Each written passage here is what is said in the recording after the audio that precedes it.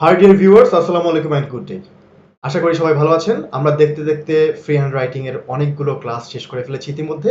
প্রায় 20টির মতো ক্লাস আমরা শেষ করে ফেলেছি এবং আজকে আমাদের 21তম ক্লাস আরম্ভ হতে যাচ্ছে। আর এই লেসনে আমি আপনাদের সাথে নতুন একটি বিষয় নিয়ে কথা বলবো, আর সেটি হচ্ছে টাইম এক্সপ্রেশন। আমরা যখন কোনো কিছু লিখতে যাই তখন আমাদেরকে টাইম এক্সপ্রেস করতে হয়। সেই টাইম এক্সপ্রেস করার জন্য কিছু নির্দিষ্ট অ্যাডভার্বিয়াল আছে যেগুলোর মাধ্যমে আপনি টাইম এক্সপ্রেস করতে পারেন।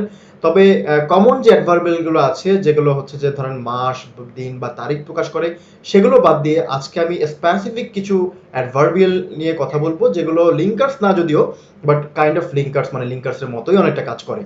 আর এখানে আমাদের যে টাইম এক্সপ্রেশনটি, আসলে আমাদের টাইম এক্সপ্রেশনগুলো আমাদের শিখলে, সেগুলো জানলে, সেগুলো বুঝলে, সেগুলো পারলে আমরা কিন্তু খুব ভালো রাইটিং করতে পারবো এবং ফ্রি হ্যান্ড রাইটিংয়ে আমাদের স্কিল কিন্তু আগের চেয়ে অনেক বাড়বে। তো আপনারা যারা আমাদের লিঙ্কার্সের উপরে ক্লাসগুলো করেছেন তারা আশা করছি যে মনোযোগ দিয়েই করেছেন। আর যদি কেউ আমার এই ভিডিওটা প্রথম ভিডিও হিসেবে দেখে থাকেন তাহলে আমাদের এই ভিডিও ডেসক্রিপশনে আমাদের এই যে ফ্রি হ্যান্ড রাইটিং এর প্লে লিস্টটি দেওয়া আছে, সেখানে আপনি ক্লিক করলে পূর্বের যে 20টি ক্লাস আছে সেই 20টি ক্লাস আপনি সেখান থেকে পাবেন। তো তাহলে ডিয়ার ভিউয়ার্স, আসুন কথা আর না বাড়িয়ে সরাসরি আমরা আমাদের স্লাইডে চলে যাই। স্লাইড থেকে জানি যে টাইম এক্সপ্রেশনগুলো কি কি। ওকে ডিয়ার ভিউয়ার্স, আমরা চলে আসলাম হচ্ছে আমাদের সরাসরি আমাদের স্লাইডে, এবং স্লাইড থেকে আমরা আজকে দেখছি যে আমাদের 21 নম্বর ক্লাসের স্লাইডটা ওপেন হয়ে আছে। স্ক্রিনে আমরা দেখতে পাচ্ছি। এখন আমরা আজকে যেটা কথা বলবো সেটা হচ্ছে টাইম এক্সপ্রেশন বা সময় নির্দেশক নিয়ে।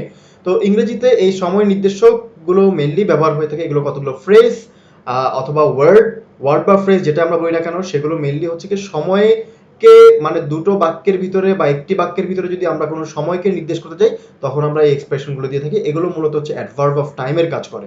ঠিক আছে, আমরা জানি যে অ্যাডভার্বিয়ালের ভিতরে টাইম একটা অ্যাডভার্বিয়াল, সুতরাং এগুলো এক ধরনের অ্যাডভার্বিয়ালের কাজ করে। তো এগুলো কি কি আসুন জানি। প্রথমে আমরা জানি যে অ্যাট ওয়ান্স মানে হচ্ছে কি তৎক্ষণাৎ। হ্যাঁ, আমরা এটা এই যে ফ্রেজটা, এটা আমরা সেন্টেন্সের যে কোনো স্থানে বসাতে পারি, বাট ডিপেন্ড করবে হচ্ছে যে আমার ওই সেন্টেন্সের ভাবটা কি প্রকাশ করছে তার উপরে বেস করে আমাকে অ্যাট ওয়ান্সটা বসাতে হবে। মিনিংটা যদি আপনি জানেন তাহলে আপনি ইজিলি বসাতে পারবেন, যেহেতু এটা একটা অ্যাডভার্বিয়াল সেন্টেন্সের যে কোনো পজিশনে বসতে পারে, শুরুতে বসতে পারে, শেষে বসতে পারে, মিডলে বসতে পারে। ঠিক আছে, তবে আপনাকে একটু বুঝে শুনে বসাতে হবে যে কোথায় জেনারেলি এটা ইউজ হয়ে থাকে।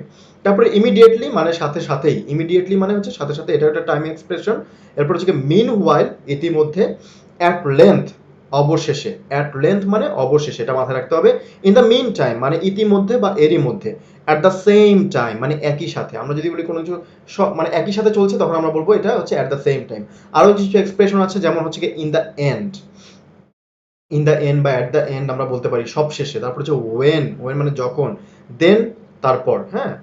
এরপর হচ্ছে অ্যাজ যত বা যেহেতু, এটাও কিন্তু এক ধরনের টাইম এক্সপ্রেশনের কাজ করে, যদিও এটা আমরা মানে এর আগে আমরা এক ধরনের লিঙ্কার্স, আমরা মানে লিঙ্কার্স অফ রিজন আমরা করেছিলাম। এরপর হচ্ছে যে বিফোর দ্যাট, আফটার দ্যাট মানে তার পূর্বে এবং তারপর, এই লিঙ্কার মানে এই এক্সপ্রেশনগুলোও কিন্তু আমাদেরকে অনেক সময় ব্যবহার করতে হয়। তাহলে আমি আবার একটু রিক্যাপ করছি আপনাদের জন্য।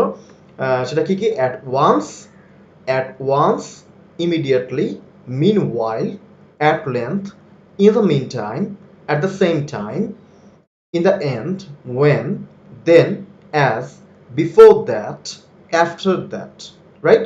সো এগুলো আমরা সাধারণত টাইম এক্সপ্রেশন হিসেবে ব্যবহার করব। এগুলো স্পিকিং এর ক্ষেত্রে আমরা ব্যবহার করব, রাইটিং এর ক্ষেত্রে আমরা ব্যবহার করব, আমরা সব ক্ষেত্রে এগুলো ব্যবহার করব। এটা আপনাদেরকে একটু কি করতে হবে, মাথায় রাখতে হবে। ওকে, তো যাই হোক, আমরা দুই একটা এক্সাম্পল দেখি, তাহলে বিষয়গুলো হয়তো কিছুটা ক্লিয়ার হয়ে যাবে আমাদের কাছে। প্রথমে যেমন আমরা অ্যাট ওয়ান্স দিয়ে একটা এক্সাম্পল দেখছি যে হি কেম হিয়ার অ্যাট ওয়ান্স। এটা আসলে ওইভাবে দুটো সেন্টেন্সকে জয়েন করে না, বাট এটা সেন্টেন্সের মাঝে বসে সময়কে এক্সপ্রেস করে। হি কেম হিয়ার অ্যাট ওয়ান্স, সে তৎক্ষণাৎ সেখানে আসলো, অথবা সে তৎক্ষণাৎ এখানে আসলো, এটা আমরা বলতে পারি। ঠিক আছে, আমরা দেখতে পাচ্ছি অ্যাট ওয়ান্সটা শেষে বসেছে। I reach there immediately after my work, আমি মানে আমার কাজ শেষ করার পরপরই আমি সেখানে চলে গেলাম। ইমিডিয়েটলি আফটার মানে কাজকে শেষ করার সাথে সাথেই বা কাজ শেষ করার পরপরই আমি সেখানে কি করলাম, পৌঁছলাম বা সেখানে পৌঁছে গেলাম। ঠিক আছে, এটা আমার এটা টাইম এক্সপ্রেস করলো, এবং এটা দেখেন যে শেষের যে অবজেক্টটা আছে তার আগে কিন্তু এটা বসেছে। ঠিক আছে, এরপর আরেকটা টাইম এক্সপ্রেশন হতে পারে when I asked kid I used to when I was kid I used to play a lot, যখন আমি শিশু ছিলাম তখন আমি অনেক খেলতাম, রাইট? অনেক বেশি পরিমাণে খেলতাম। তাহলে when I was kid, যখন আমি শিশু ছিলাম, তার মানে when দ্বারা এখানে কি করা হয়েছে? when দ্বারা এখানে আপনার মানে সময়কে, অতীতের একটা সময়কে এখানে এক্সপ্রেস করেছে। তাহলে এটা একটা কমপ্লেক্স সেন্টেন্স গঠন করেছে মেইনলি, এবং এটা কিন্তু একটা জয়েনিং লিঙ্কার্স হিসেবে কাজ করেছে, ঠিক আছে? তারপর হচ্ছে কি in the meantime he has done the work, in the meantime he has done the work, ইতিমধ্যে সে কাজটা শেষ করে ফেলেছে। In the meantime he has done the work. So আমরা এইভাবে করে বিভিন্ন ধরনের টাইম এক্সপ্রেশনগুলো আমরা কি করবো, ইংরেজিতে কথার মাধ্যমে বা লেখার মাধ্যমে অবশ্যই ব্যবহার করবো।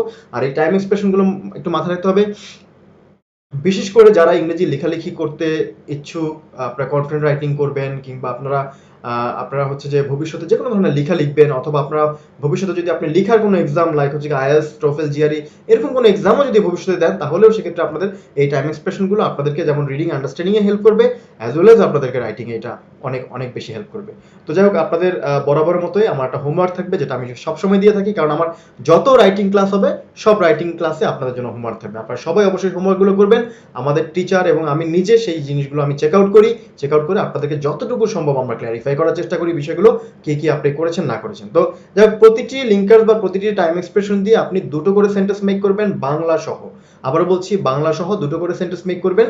তো এখানে প্রায় 12টির মতো টাইম এক্সপ্রেশন আছে, দুটো করে তৈরি করলে 24টি, টোটাল হচ্ছে গিয়ে 48টি। যদি 48টি কেউ করতে নাও চান, যতটুকু সম্ভব অন্তত পক্ষে প্রতিটা দিয়ে একটা করে হলেও করবেন, কারণ যত বেশি আপনি সেন্টেন্স মেক করবেন তত আপনার মাথায় আইডিয়া ডেভেলপ করবে, ওই ওয়ার্ডটাকে ব্যবহার করার প্রণালীটা আপনি খুব ভালো করে শিখবেন, এবং আপনার ভিতরে একটা স্কিল গ্রো করবে, অ্যাকুরেসি মানে অ্যাকুরেটলি ইংরেজিতে কথা বলা বা অ্যাকুরেটলি লেখার একটা স্কিল গ্রো করবে, সেই জিনিসটা আপনারা মাথায় রাখবেন। তো যাই হোক, আমরা আশা করবো যে আপনাদের যে হোমওয়ার্কগুলো সেগুলো রেগুলার করবেন।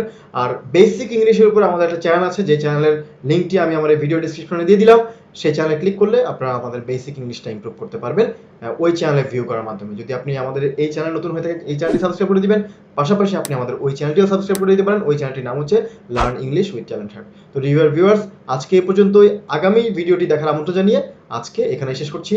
Thank you very much.